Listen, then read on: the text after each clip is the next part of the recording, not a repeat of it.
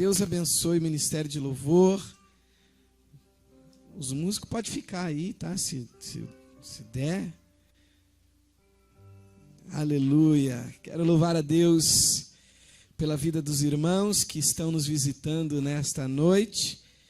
O pastor Wellington já apresentou, já orou, mas quero dar continuidade aqui, externar minha alegria em tê-los aqui na noite de hoje. E eu não tenho dúvidas que Deus vai falar ao teu coração nessa noite, amém? Abra sua Bíblia comigo no livro de Neemias. Neemias, capítulo de número 6.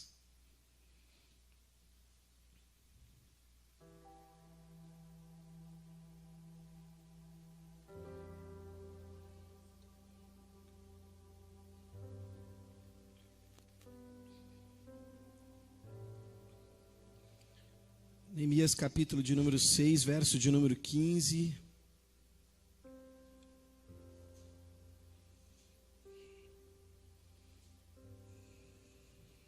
Os obreiros são lindos aqui dessa casa, viu? Deus abençoe vocês. Recebe aí no fundo, vocês estão ouvindo aí no fundo? Os obreiros e as obreiras são lindos dessa casa. Aleluia. Neemias capítulo 6, verso de número 15. Quem encontrou, diga, eu encontrei. Tem uns 5 aí que já encontrou, hein?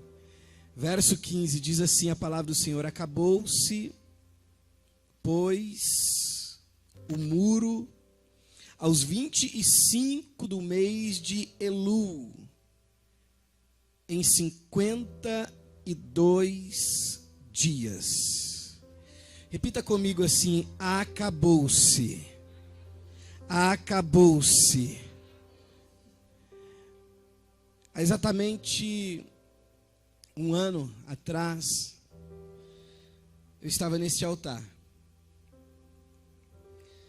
A Alicezinha, já às vésperas, né, do seu nascimento, ela nasceu dia 4 de janeiro de 2021. Então, no término de 2020 para 2021, eu estava neste altar, a minha esposa grávida. Inclusive aquele medo, né, para quem estava conosco, nos acompanhando, aquele medo de não conseguir participar do musical, e ali se nasce, não nasce, aquela coisa toda, aquela alegria, né, e ao mesmo tempo uma mistura de ansiedade. Mas naquele período, naquele mês, neste altar, eu compartilhei com os irmãos um projeto.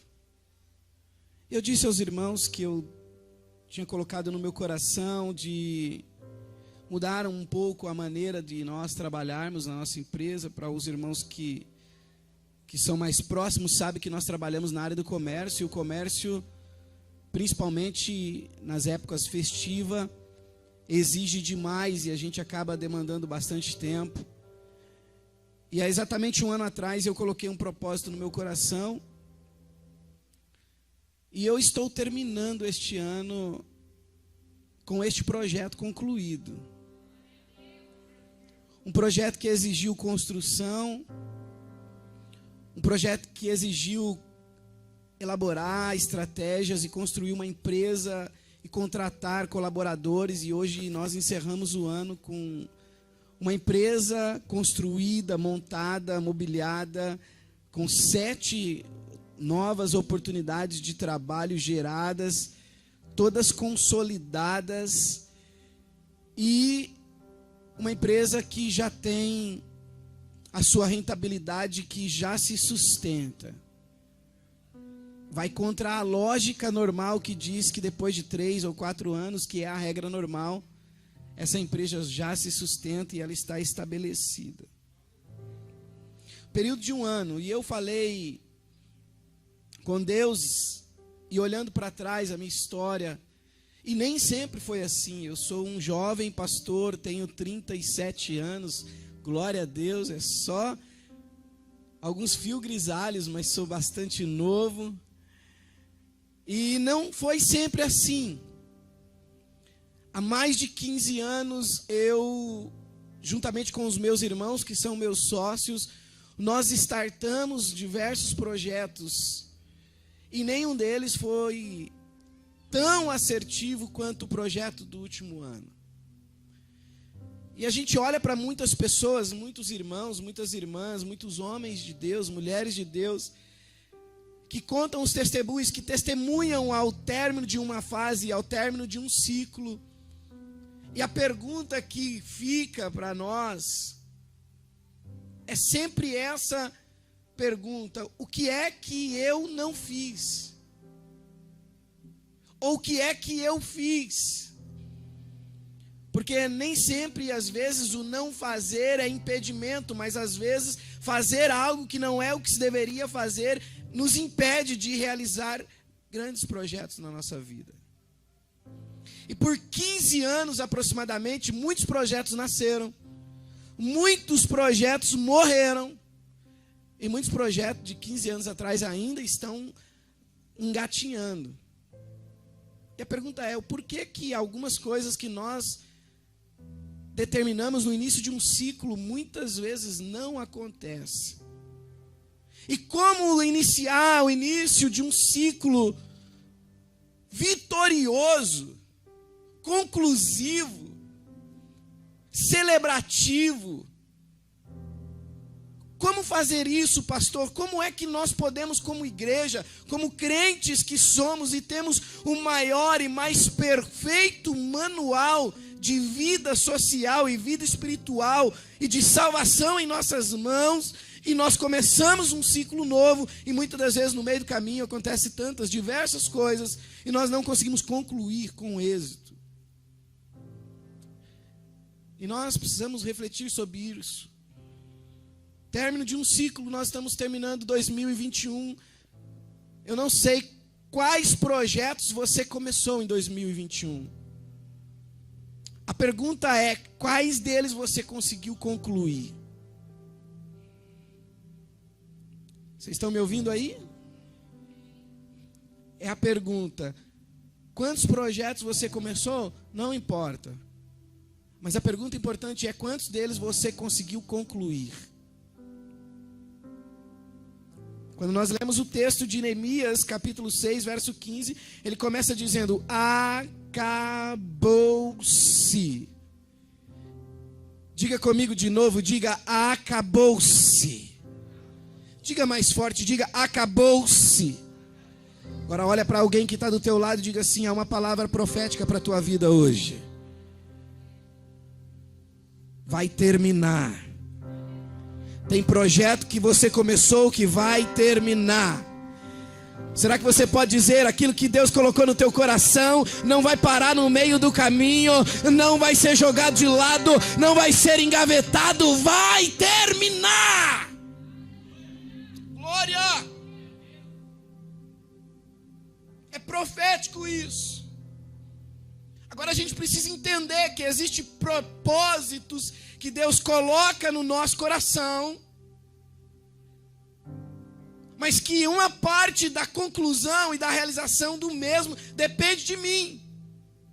Quer ver um exemplo? Jesus chega na casa, na aldeia de uma mulher chamada Marta e de sua irmã chamada Maria. E quando Jesus chega, há um problema. Qual é o problema, pastor? O irmão, o homem da casa estava sepultado há 4 dias. Jesus era o dono do milagre. Jesus poderia realizar imediatamente o milagre. Mas ao chegar na aldeia, ele diz: tirai a pedra.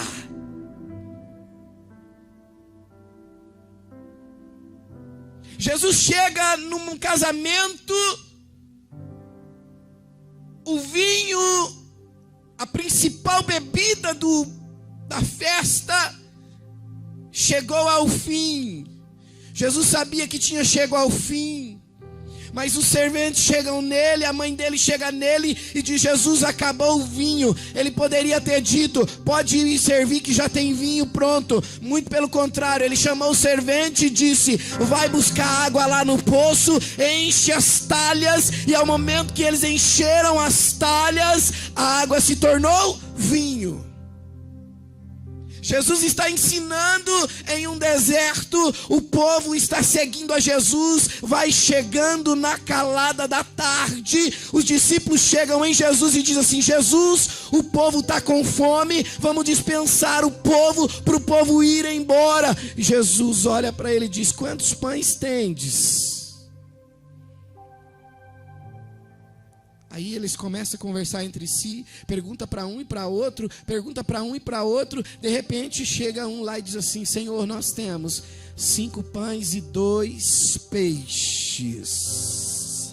E aí quando eles chegaram com 5 pães e 2 peixes, colocaram na mão de Jesus, o milagre aconteceu.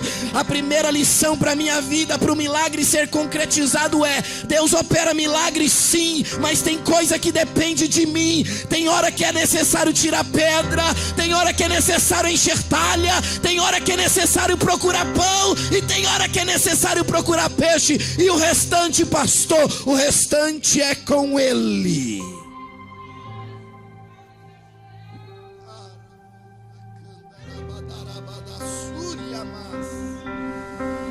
Dá uma olhadinha para quem veio na quarta profética e diz: hoje, diga hoje, Jesus está querendo acabar. Aleluia. Hoje Ele está querendo acabar. Hoje Ele está querendo acabar o que, pastor? Fazia 4 dias que havia enterrado Lázaro. Ele chegou e falou: tira a pedra. Acabou o ciclo do choro.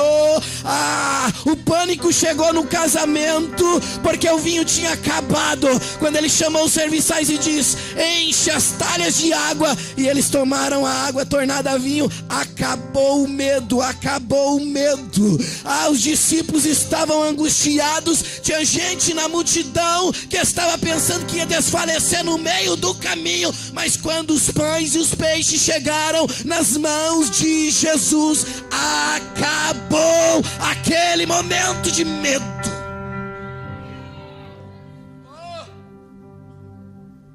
Aleluia. Aramanda cantarabadassúria. Muitas vezes, os milagres, as realizações e projetos só estão retidos porque eu ainda não entendi o que eu preciso fazer. O que eu preciso fazer. E o que é para você fazer, Ele não vai fazer. Ele chegou e falou: tira a pedra, e ficou. Ele disse: enche as talhas, e ficou. Ele disse: quantos pães temos? E ficou. Quando é que Ele agiu? Quando a pedra foi removida. Quando é que Ele agiu? Quando as talhas estavam cheias. Quando é que Ele agiu? Quando os pães e os peixes chegaram em suas mãos. Meu irmão, minha irmã, Deus está dizendo aqui hoje: o tempo que está demorando não é porque Ele não está fazendo. Muitas vezes o tempo demora é porque eu demoro em fazer a minha parte. Eu preciso descobrir qual é a minha parte.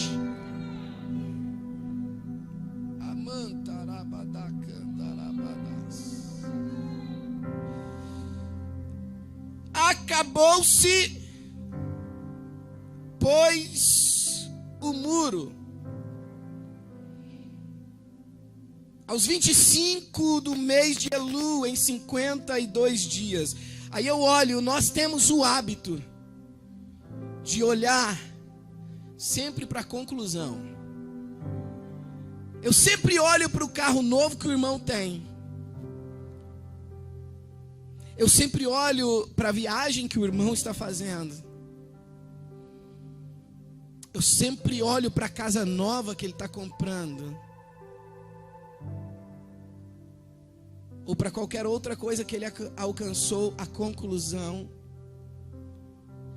Mas eu nunca olho para o processo que ele enfrentou para que aquela obra fosse concluída. 52 dias Neemias realiza uma das maiores obras da história. Mas ele simplesmente chegou e realizou? A primeira coisa que Neemias faz quando recebe a notícia de como está a cidade de Jerusalém, ele vai jejuar, vai falar com Deus, vai receber a autorização do rei Artaxerxes na cidade de Suzã. E quando ele chega em Jerusalém, se você pode, abra sua Bíblia comigo, Neemias capítulo 4, só vira a sua página.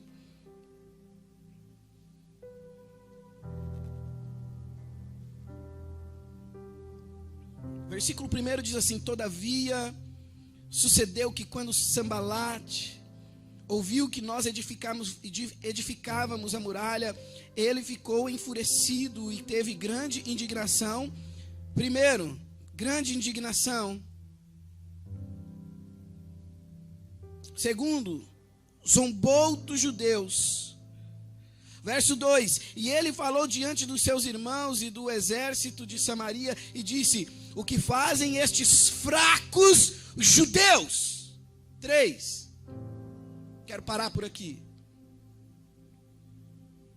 Nós lemos Neemias capítulo 6, verso 15, dizendo: e acabou ele de construir, de edificar em 52 dias. Mas quando a oposição, quando o inimigo, quando souberam que ele decidiu edificar, guardar, proteger a cidade, os inimigos se levantaram enfurecidos. Porque a gente muitas vezes tem dificuldade em lidar com pessoas que estão enfurecidas e desistimos do projeto. Nós temos dificuldade em lidar com pessoas que zombam de nós e desistimos do projeto. Nós temos dificuldade de lidar com pessoas que não acreditam no nosso potencial e desistimos do projeto. O Sambalá, Tobias ficaram enfurecidos, eles ficaram zombando do potencial de Neemias e de todos os judeus, e muito mais do que isso, chegaram neles e disseram: vocês são fracos.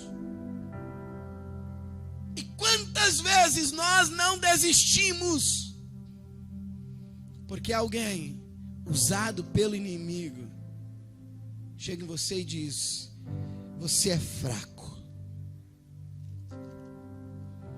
você é fraco.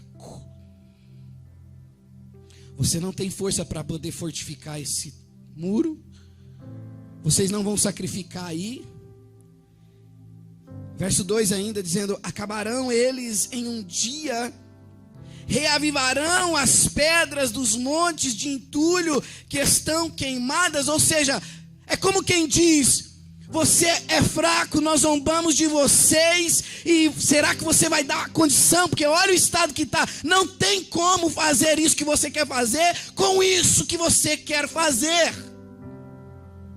Nós queremos a conclusão, mas nós não estamos fortes o suficiente para lidar com essas falas. Alguém chegar em você: você é fraco.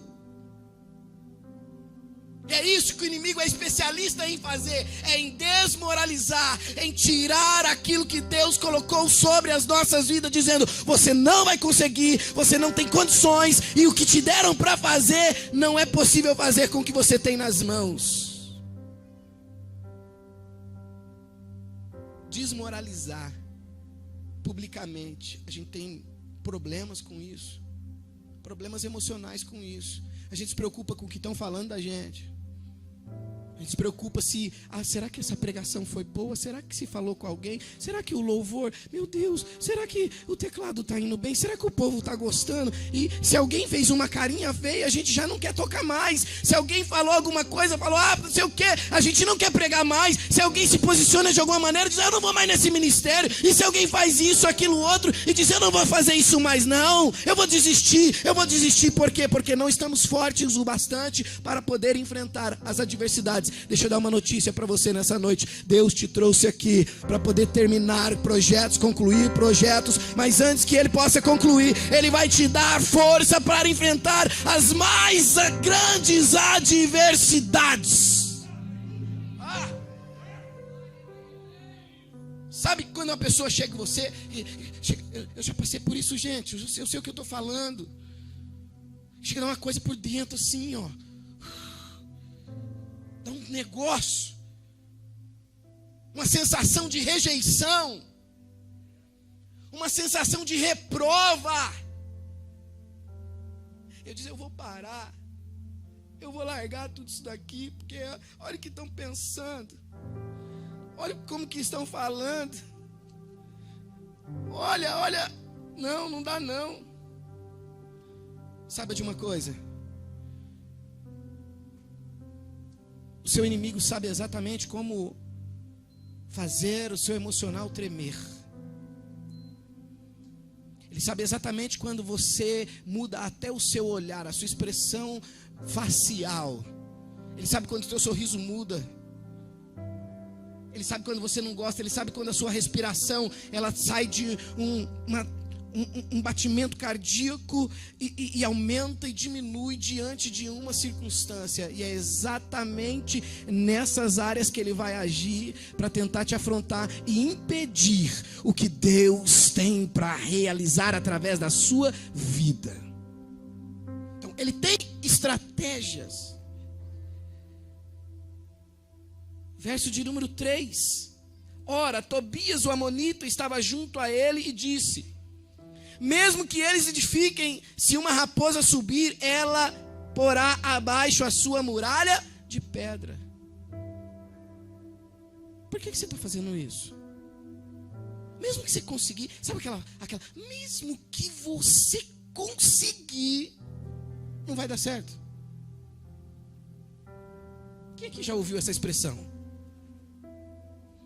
Mesmo que você tente, mesmo que você, principalmente os jovens que estão aqui, tem muita gente que muitas vezes, olha, você tem um sonho, você tem um projeto, eu quero estudar, eu quero ser um médico, eu quero ser um advogado, eu quero ser alguma coisa relevante na sociedade, com o que Deus colocou no meu coração, porque tudo que envolve pessoas, se estiver diante de Deus, vai dar certo. Mas aí alguém olha e diz para você, mas você mora numa região periférica, que é a nossa região, você mora numa região periférica, e se você até concluir, como é que você vai fazer para montar um escritório? Você não tem carro, como é que você vai montar um escritório no centro da cidade? Como é que você vai ir? Coloca uma série de empecilhos. Tudo para você não chegar à conclusão.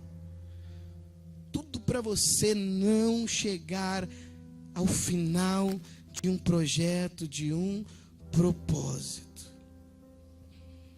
Eles ficaram enfurecidos, zombaram, enviaram palavras que mexem com o emocional, porque, gente, venhamos e convenhamos, principalmente os homens, nenhum homem gosta de se sentir fraco. Ele pode até ser fraco, mas ele fica forte, macho, bravo, e alguém chega e a gente, como homem, a gente tem essa, faz parte da nossa masculinidade, de não se sentir fraco.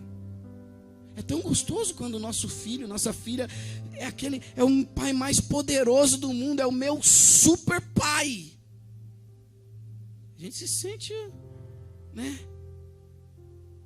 As mulheres em algumas áreas sabem que tem coisas que se uma mulher fizer, eu sou crente, mas se acontecer isso, você pode até não pegar ela na saída, mas você fala, eu não vou mais na igreja, eu não vou mais participar do ministério, aquela irmã fez isso, se posicionou desse jeito e daquele jeito. Entenda que existem diversas maneiras de alguém se colocar no seu caminho para impedir que você seja abençoado. E pastor, isso pode acontecer na igreja? Pode acontecer na igreja. Por quê? Porque aqui é lugar de gente que precisa de cura, aqui é lugar de gente que precisa de salvação, aqui é lugar de gente que precisa de transformação. Não há ninguém perfeito aqui, porque quando você estiver perfeito, pode preparar o funeral, porque Deus vai levar.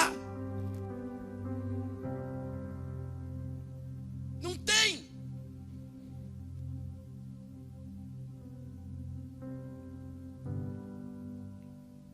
Aí Neemias faz uma oração. Verso 4, ouve, ó nosso Deus, porque somos desprezados.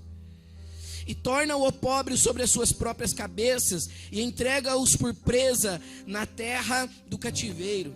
E não cubras a sua iniquidade, e que o seu pecado não seja apagado diante de ti, porquanto eles têm provocado a ira diante dos edificadores. Neemias está fazendo uma oração sincera diante de Deus. Não há hipocrisia na oração. Ele diz: Senhor, eles estão nos afrontando. Nós estamos edificando, mas nós estamos sendo afrontados. Não deixe impune esta afronta.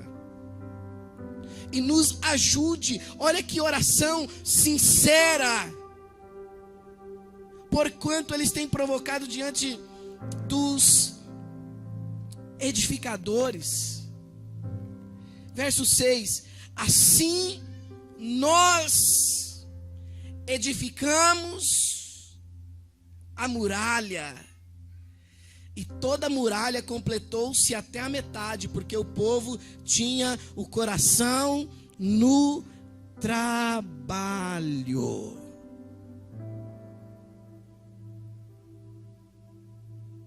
Dá uma olhadinha para quem está do teu lado aí e diz assim: hoje à noite, Deus está me ensinando a conhecer o meu ambiente.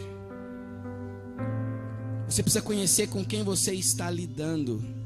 Você não precisa se render às afrontas, você não precisa se render às estratégias, mas você precisa conhecer com quem você está lidando. Neemias vai fazer uma oração sincera diante de Deus, sabendo quem e como ele está sendo atingido. Mas uma coisa está sendo muito clara, explícita no verso de número 6: assim.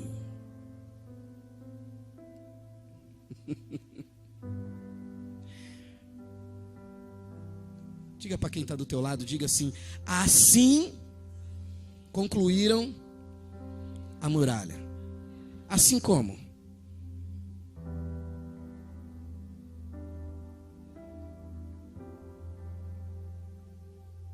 Diga: assim como? Debaixo de afronta, de oposição, de gente dizendo que eles não iam conseguir, de gente dizendo que eles eram fracos, de pessoas dizendo que se uma raposa passasse derrubaria as pedras que eles estavam colocando. Assim concluíram a muralha. Será que você pode levantar a sua mão e dizer para a situação adversa que você possa estar vivendo, dizendo: assim eu vou concluir o meu projeto, assim eu vou concluir o meu propósito.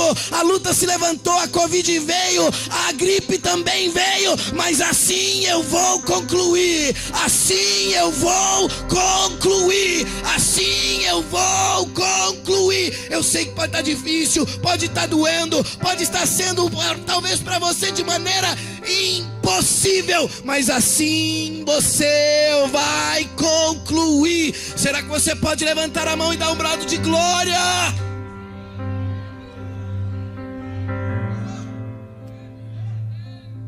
A gente quer concluir na boemia. A gente quer concluir com tudo indo bem. Deus está dizendo: eu não preciso que esteja tudo bem para que você possa realizar. Eu não preciso que esteja tudo bem, porque eu estou no controle. Deixa passar, passa para cá, deixa ver nada. Não pare, persista, continue. Mas pastor, está tudo ao contrário. Não tem problema, Deus está com você nesse negócio. Foi a profecia de Ageu dizendo: vai acontecer. Ele moveu Suzã, moveu Neemias, e tem alguém grudado no propósito. Tem alguém ali grudado no propósito.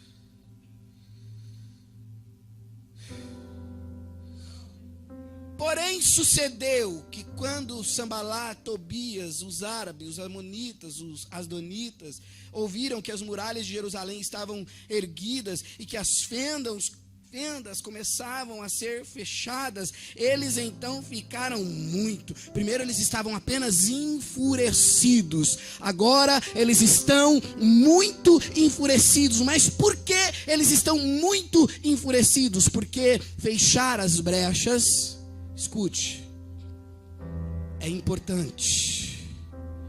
Porque as brechas é os lugares que os inimigos ou o inimigo entra e que você não percebe que ele entra. Então Deus está nos deixando aqui uma lição, dizendo para nós: tem porta para fechar? Tem, mas a porta é o lugar que você sabe, é entrada e saída. Se alguém entrar na sua casa, você sabe, é pela porta. Mas se tiver brecha, entra e sai e você não percebe. Então Deus está dizendo para muita gente aqui nessa noite: é hora de se preocupar com brecha. Porque você de repente se pega dizendo: como é que aconteceu? Eu não sei como isso vai acontecer, eu não sei porque chegou nesse estado. É porque tem brecha. E Deus está dizendo: foca e vamos fechar a brecha. O inimigo se levanta, e quando ele descobrir que você fechou todas as brechas, se prepare, ele vai ficar muito furioso. Mas você concluiu mais uma etapa.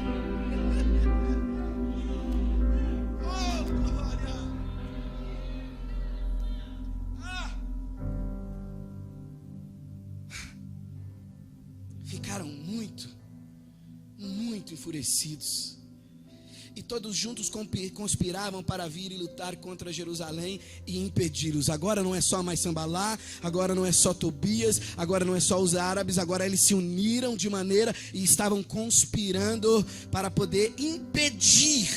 Todavia, verso 9 do capítulo 4, nós fizemos a nossa oração ao nosso Deus e posicionamos uma guarda contra eles dia e noite por sua causa. Ele não era líder de guarda, ele não era capitão, ele também não era general, mas Deus vai capacitando a gente no caminho, para a gente poder lidar com as coisas que acontecem no caminho. Tem gente sofrendo por antecedência, dizendo: se eu for começar a erguer, começar a fechar o buraco, alguém vai se levantar, eu vou precisar de exército, eu vou precisar disso, daquilo outro. E Deus está dizendo: comece, não pare. O inimigo vai se levantar, não pare. Alguém vai se levantar, não pare. Mas se eu precisar de guarda no meio do caminho, Deus vai te dar estratégia, Deus vai colocar gente com você, mas a obra não vai parar, o projeto não vai parar.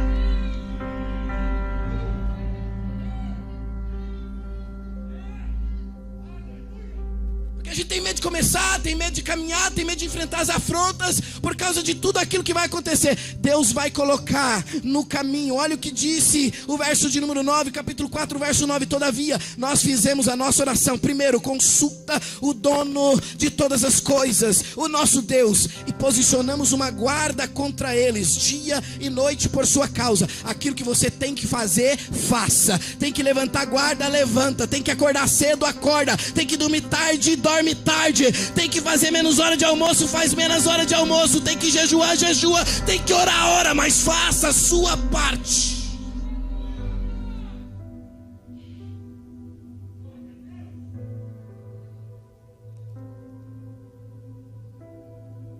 E disse Judá: já desfaleceram as nossas forças, dos acarretadores há muito entulho ainda, de modo que não somos capazes de edificar a muralha.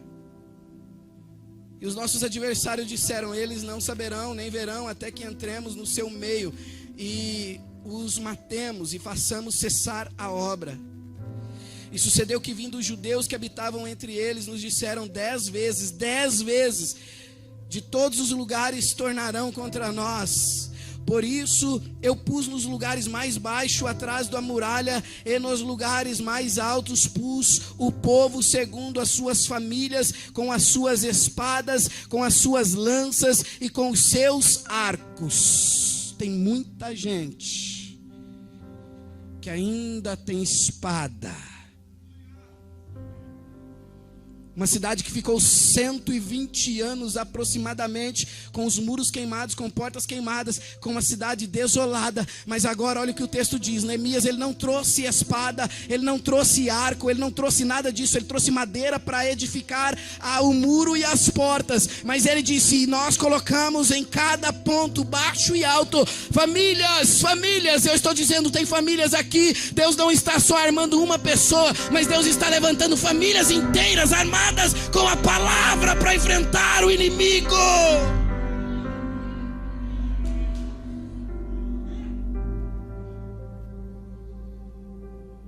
Diga para quem está do teu lado, diga assim: está na hora. Diga mais forte: está na hora de limpar a espada, de sacar as lanças e de pegar os arcos, porque a vitória é sua. Meu Deus. Judá está dizendo, o povo todo está dizendo: acabou a força, nós estamos fracos, nós não vamos conseguir terminar essa muralha. Esse é o verso 10, mas no verso de número 11, e sucedeu que vindo todos eles, falaram várias vezes, e meu Deus do céu, o verso 12, ele está dizendo mesmo diante de tudo isso, o Neemias chegou e disse assim: ok, vocês estão cansados, tem gente falando, já falaram 10 vezes, então vocês têm espada em casa, pega, tem arco em casa, pega, tem lança em casa, pega, e mesmo sem força, Deus vai te dar força.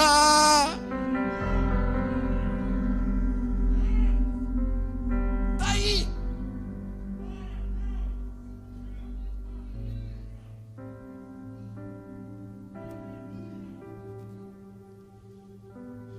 E eu olhava, e me levantava, e dizia aos nobres, e aos governantes, e ao restante do povo: não temais, porque tem hora que a gente tem medo, e é extremamente normal, isso faz parte do ser humano. Você tem medo de coisas, você tem medo de situações, você tem medo de alguns levantes, mas olha o que diz a palavra do Senhor.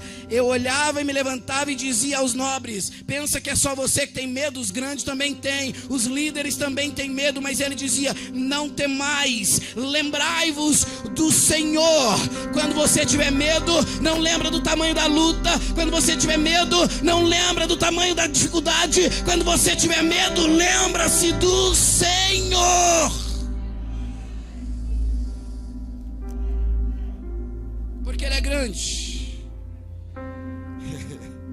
e terrível, e luta pelos vossos irmãos, pelos vossos filhos e vossas filhas, e vossas esposas e vossas casas.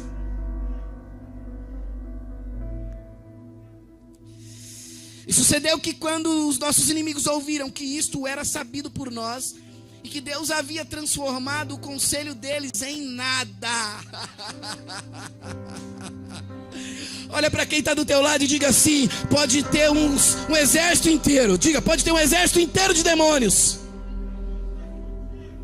conspirando contra a tua vida, mas se você prevalecer, esse conselho vai evaporar.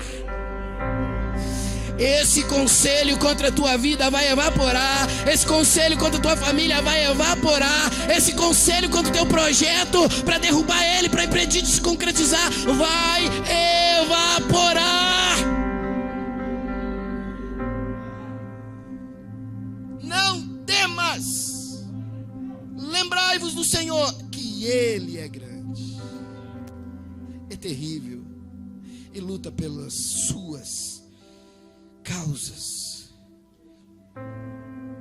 E sucedeu que daquele tempo em diante, metade dos meus servos trabalhava na obra, e a outra metade deles tinham lanças e escudos e arcos e as couraças, e os governantes estavam por detrás de toda a casa de Judá, aqueles que edificavam sobre a muralha e aqueles que levavam as cargas, com aqueles que carregavam, cada um com uma das mãos trabalhava na obra e com a outra mão segurava a arma.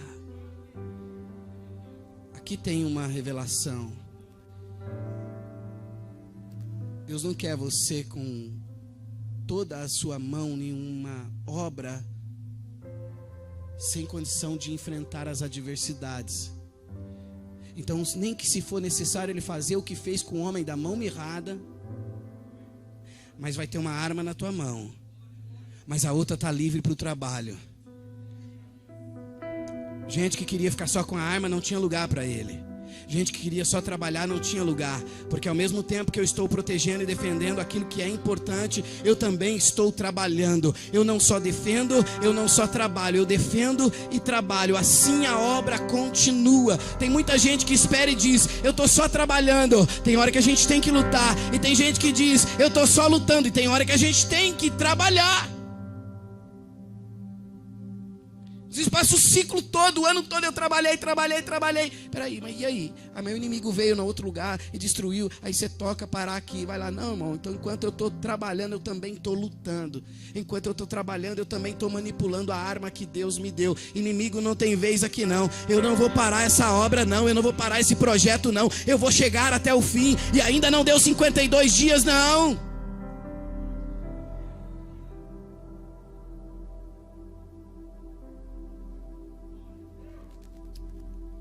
Eu disse aos nobres e aos governantes e aos representantes do povo: a obra é grande e extensa, e nós estamos separados sobre a muralha e longe um do outro. Portanto, no lugar que ouvires o som da trombeta, corre ali até nós. O nosso Deus lutará por nós. Sabe qual uma das maiores dificuldades que nós temos? É de pedir socorro. Que Neemias fez, colocou pessoas mesmo distantes, mas com uma trombeta na mão, enquanto trabalhava com uma mão, com a outra segurava a trombeta. Quando ouvia um barulho, quando alguém queria entrar por aquele lugar, a trombeta tocava. Todo mundo chegava até lá para lutar aquela luta. E ele está dizendo: o Senhor lutará por vós. Muitas vezes a gente quer enfrentar uma luta sozinho, e Deus está dizendo: eu coloquei toda uma nação para poder lutar com você nesse pedacinho aí. Vai ser muito mais fácil alguém te ajudar a carregar. Vai ser muito mais fácil se a gente dividir algumas lutas com as pessoas que querem o mesmo objetivo. E aqui eu já estou falando de pessoas que estão trabalhando o mesmo objetivo. A gente quer fazer tudo só. Mas olha que lição importante. Assim trabalhávamos na obra, e a metade deles seguravam as lanças desde o levantar da manhã até que as estrelas aparecessem. De modo semelhante, naquele tempo eu disse ao povo que cada um com seu servo se aloje na parte interna de Jerusalém, para que à noite eles possam ser uma guarda para nós e trabalhem de dia. Assim, nem eu, nem os meus irmãos, nem os meus servos, nem os homens da guarda que me seguiam, nenhum de nós tirava as suas vestes, salvo para que cada um pudesse tirá-las para lavar. Havia um trabalho intenso. Não tinha moleza. Não tinha moleza. Sabe aquele soninho da tarde das 3 horas? Soninho do almoço? Tinha não. Tem projeto que Deus nos coloca que não dá para poder tirar esse cochilinho das 3 da tarde. Há uma palavra de um profissional no mundo dos negócios que diz assim: o trabalho que enriquece é o trabalho que você trabalha depois do trabalho. Trabalho depois do trabalho. Tem muita gente que não vê a hora de dar 5 horas, já tocou o sino da empresa e daqui a pouco tem uma vaga para surgir, gerente. Mas como ele está preocupado com 5 da tarde, já perdeu.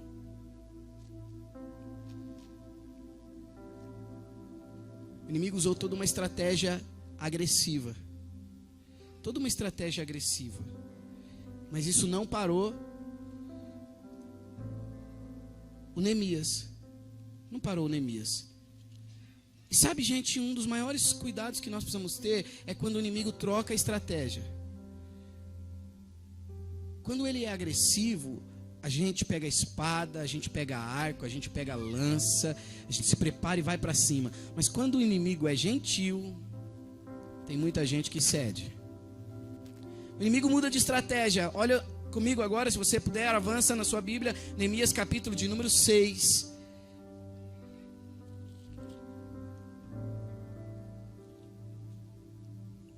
Verso de número 1 diz assim: ora, sucedeu que quando Sambalate, Tobias e Gésem, o árabe, o restante dos nossos inimigos, ouviram que eu havia edificado a muralha e que não havia nenhuma brecha, nenhuma fenda, embora naquele tempo eu não tivesse posto as portas nos portões, que Sambalate e Gésem mandaram dizer-me: vem, reunamo-nos em alguma das aldeias da planície de Ono.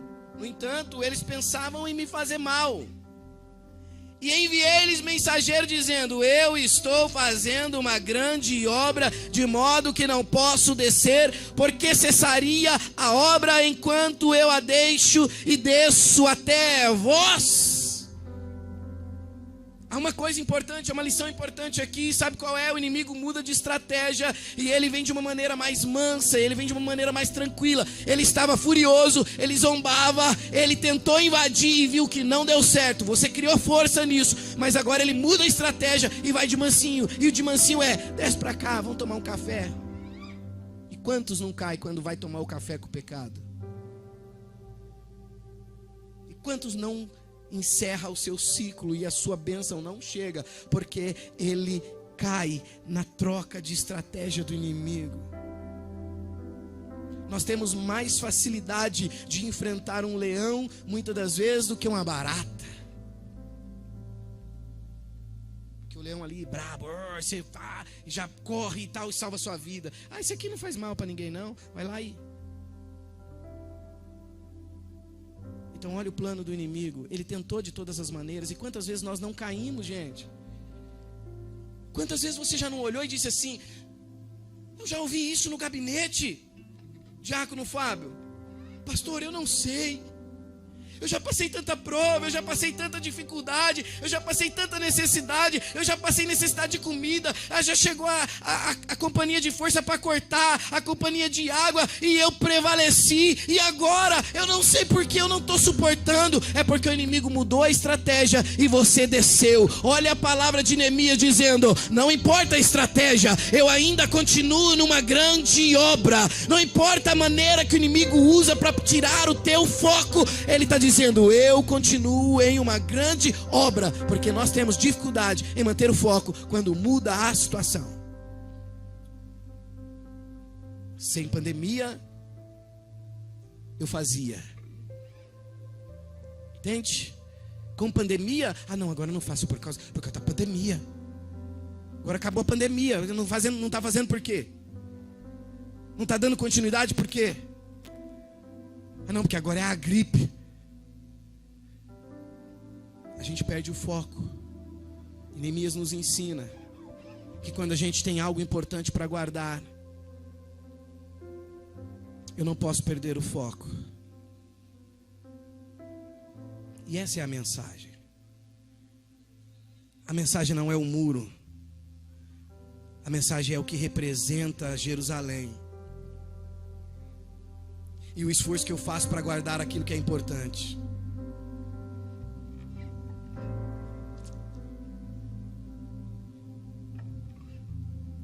Jerusalém representa o nosso coração. Não pense que todo o esforço era por causa do muro, mas era por causa da cidade.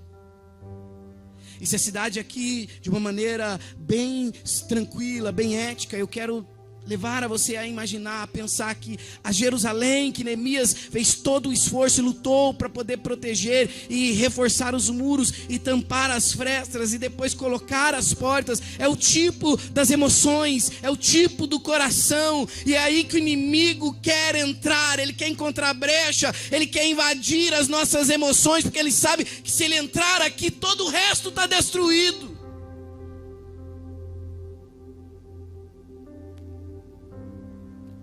Tudo que nós precisamos, a qualquer custo, sabe o que é?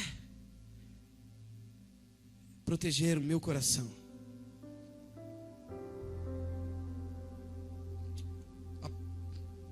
apóstolo Tiago, capítulo 1, verso 8, diz que o homem de coração dobre é inconstante em todos os seus caminhos. Tem muita gente que não consegue chegar a lugar nenhum, porque o coração dele, o pensamento dele, as emoções dele é sempre dividida. Ele começa algo e no meio do caminho ele perde o foco, ele vai para outra direção, ele não conclui. O homem de coração dobre é inconstante em todos os seus caminhos, em todos eles. Ele começa e ele nunca conclui uma obra, porque o coração dele está comprometido. Sabe por quê? Uma geração inteira não chegou na onde deveria chegar. Por exemplo, quando Deus chama Moisés e diz a Moisés: eu tenho uma terra para este povo que clamou lá no deserto, que clamou lá no Egito. Eu tenho uma terra que mana leite e mel para eles. E Deus colocou eles no caminho, na direção correta. E quantas vezes, isso é incrível, mas acontece. Ele está caminhando na direção correta, mas ele não chega aonde deveria chegar. Deus tira o povo do Egito, coloca eles no deserto em direção à terra prometida. Mas eles nunca chegaram na terra prometida, exceto 2. E Lucas vai escrever algo tão interessante em Atos dos Apóstolos, no capítulo 7, no versículo de número 39, em um discurso, e eu pinço só o verso 39, quando ele diz assim: ao qual nossos pais não quiseram obedecer, antes rejeitaram, e em seu coração estavam no Egito. Deus prometeu a Canaã, eles estavam caminhando em direção a Canaã, mas no coração deles ainda estava a memória do Egito. Deus colocou uma Canaã para eles, mas no coração deles ainda está o Egito. Deus colocou algo, um projeto na sua vida, na sua história, uma bênção que precisa ser alcançada, e depende de você tirar o passado, tirar as mágoas, tirar aquilo que não deu certo. Mas você sempre está com aquilo que não deu certo no teu coração, com as dores, com as mágoas, e aí você está caminhando para a bênção, mas chegando à morte, porque foi isso que aconteceu com eles.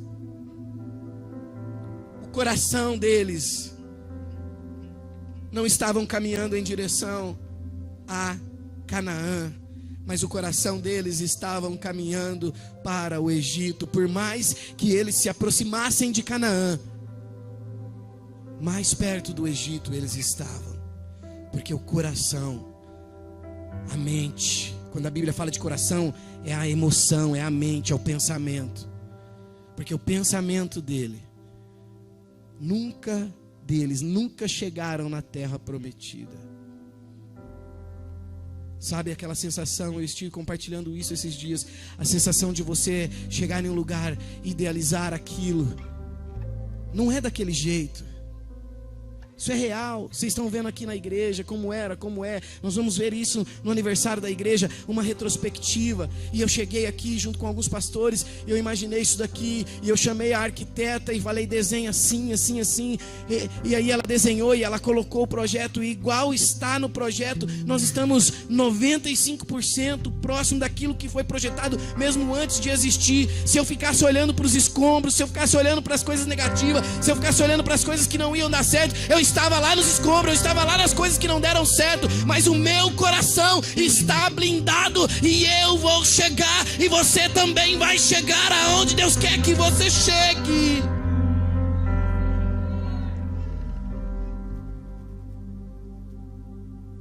Proteja o teu coração. Mateus capítulo 6, versos 21 ao 23, Jesus vai dizer: porque onde estiver o vosso tesouro, aí também o vosso coração. Mas ele diz algo importante: a candeia do corpo são os olhos, de sorte que se os teus olhos forem bons, todo o teu corpo terá luz. Se porém os teus olhos forem maus, o teu corpo será tenebroso. Se portanto a luz que em ti há são trevas, quão grandes serão tais trevas?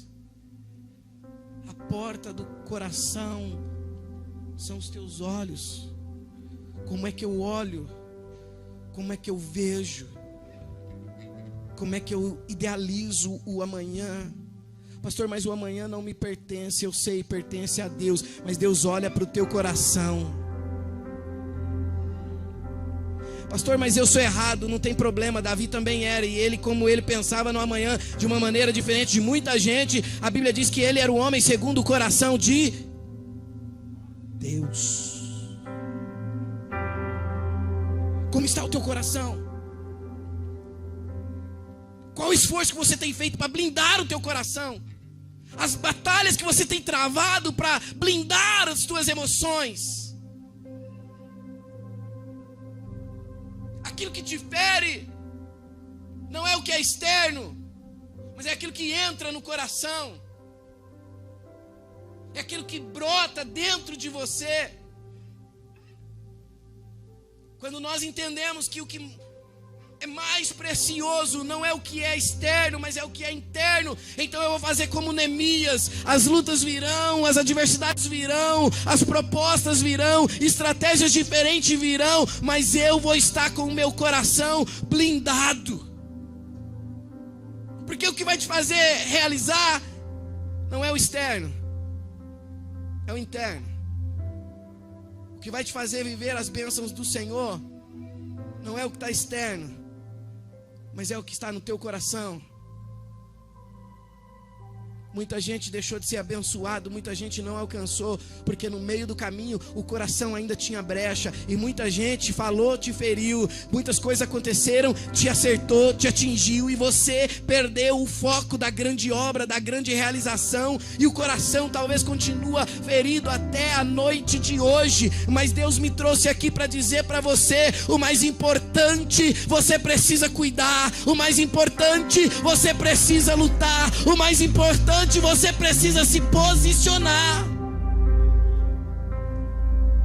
Olha o que Provérbios diz, capítulo 4, a partir do verso 20: filho meu, atenta às minhas palavras, às minhas razões, inclina o teu ouvido, não as deixe apartar-se dos teus olhos, guarda no íntimo do teu coração, porque são vida para os que as acham e saúde para todo o seu corpo. Tem gente doente externamente, enfermidades externas, porque o coração não foi protegido. Olha o que diz o sábio Salomão: porque são vida para os que acham e saúde para todo o seu corpo. Aí ele diz o seguinte: você deve guardar o ouro, deve guardar a prata, guarda tudo que você ganha. Não, muito pelo contrário, ele diz: sobre tudo o que se deve guardar, guarda o teu coração, porque dele procede as fontes da vida. Todo esse esforço que Neemias teve para guardar Jerusalém é o esforço que é a sua parte. Diga para alguém que está do teu lado, diga assim: o maior tesouro é o teu coração.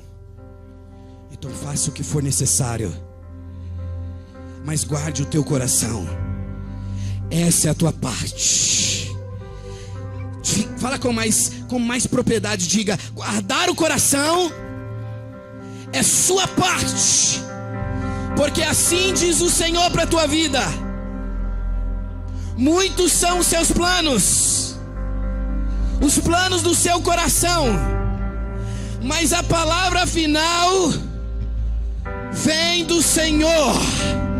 Tem coisa que depende de você. Guarda o teu coração, aguarda o teu coração, luta por ele, faz o que você tem que fazer pelo teu coração. Mas e o milagre, pastor? A palavra final ainda vem dele. A palavra final ainda vem dele. Quando ele decreta seu coração guardado, blindado. A gente costuma dizer, tem muita gente que começa o ano como mimimi, e a esposa mimimi, e marido mimimi, e perde tudo. Se você ainda não começou, se ainda as muralhas que protegem o teu coração, protege, gente. Para de ficar se chateando. Pastor, mas o problema é o fulano, o problema é você que está com a sua muralha estragada. Mas o problema é do jeito que o Beltrano fala. O problema é você ainda tem brecha. Não é o problema, pastor, é que isso, aquilo não...